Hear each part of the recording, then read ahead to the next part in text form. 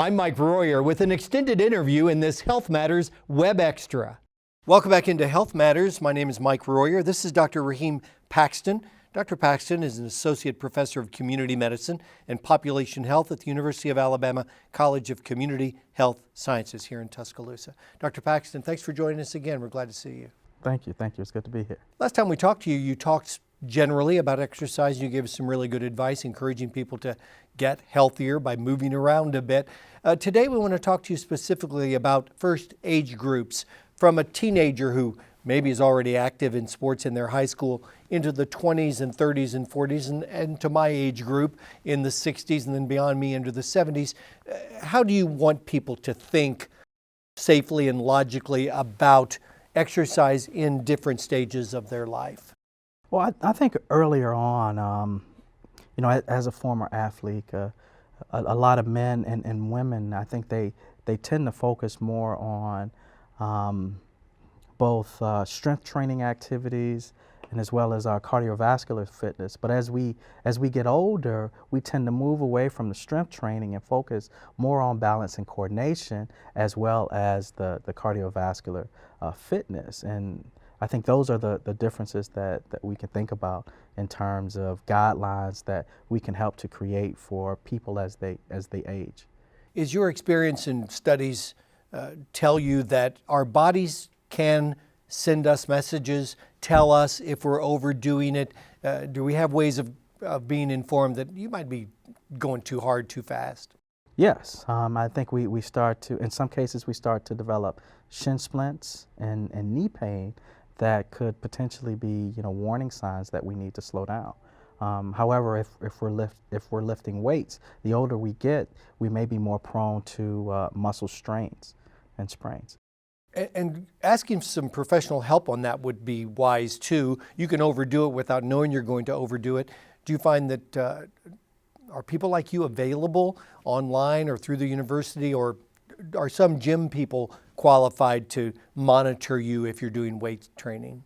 Well, I think it's really important to really focus on people who are adequately trained to provide that advice. Mm-hmm. In most cases, although folks at the gym may have different certifications, they may not have the knowledge or know-how to prevent some injuries in some cases.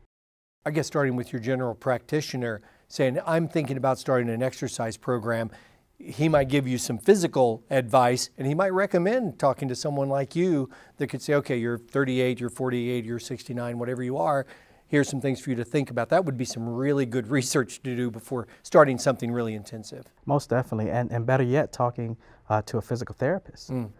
Because they would have different strategies and techniques that you can do to build muscle in the areas, and some of the problematic areas such as the lower back and knees or even ankles that we tend to acquire a lot of these injuries.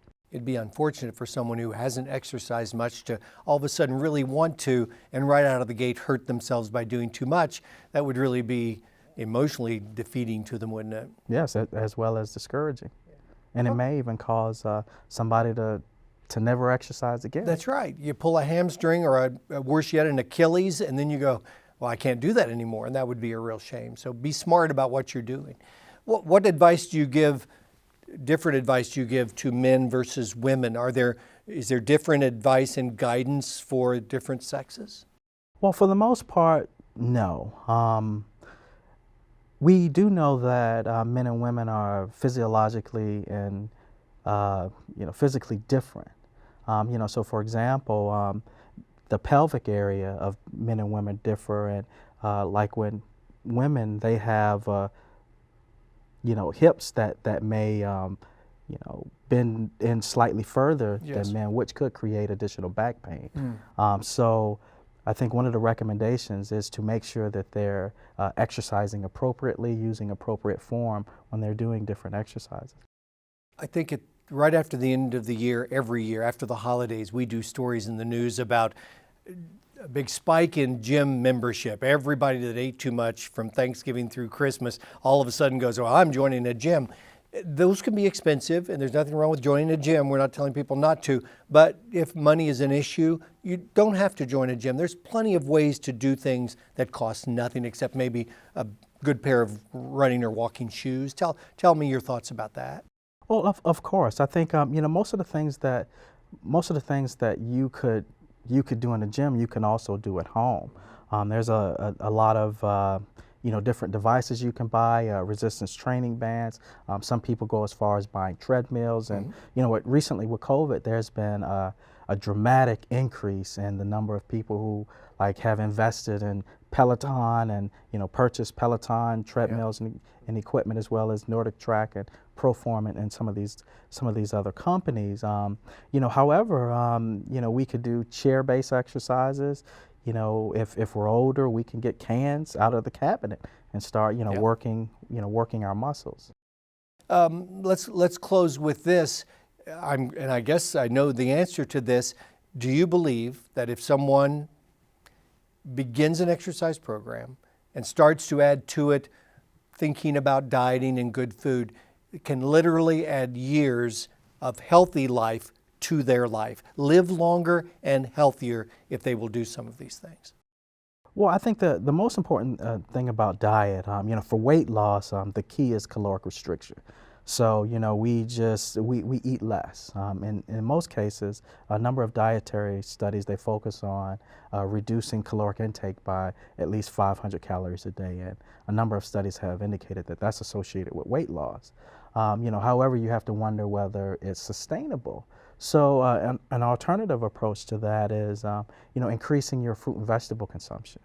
Getting up in the morning, trying to consume a few fruits and vegetables in the morning, a few at lunch, and a few in the afternoon, and minimizing saturated fat, minimizing processed and red meats to improve your overall health and well-being. I appreciate all the good information you've given us. Today I brought in 24 donuts to the newsroom, and there are a few left. You want one? No, thank you. Off camera, you may go. Where are they? That's a loaded question. Exactly. Dr. Raheem Paxton, thank you so much for joining us. We appreciate your time and your expertise. We'll look forward to seeing you again sometime. Thank you.